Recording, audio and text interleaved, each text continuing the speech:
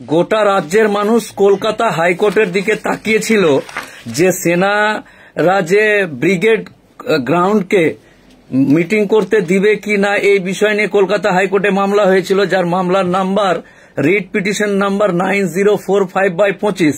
আজকে মাননীয় বিচারপতি তীর্থঙ্কর ঘোষ সাহেবের বেঞ্চে 221 নম্বর আইটেম ছিল।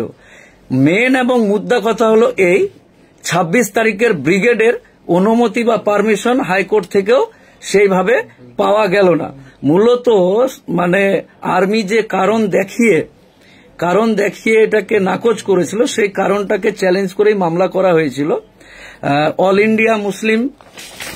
ইন্ডিয়া মুসলিম পার্সোনাল ল বোর্ডের হয়ে রিপ্রেজেন্টেড বাই অনেকজন আছে। ইনারা যে মামলাটা করেছিলেন এই মামলাতে ওনাদের হয়ে উকিলবাবুরা দাঁড়িয়েছিল। মূল এবং মুদ্রা কথা হলো এই যে ব্রিগেড হচ্ছে না 26 তারিখে।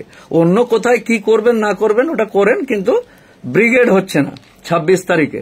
কলকাতা হাইকোর্ট থেকে আমরা অনেক সময় বিভিন্ন রকম কোর্ট কাচালি এই ওই দিস দ্যাট অনেক কিছুই কোর্টের ভিতরে কি আলোচনা হলো, জজ সাহেব কি বলল, কি বললো, এগুলো তো পরে আলোচনা হবে। এখন মূল আপনাদেরকে জানিয়ে রাখলাম যে 26 তারিখে ব্রিগেড হচ্ছে না।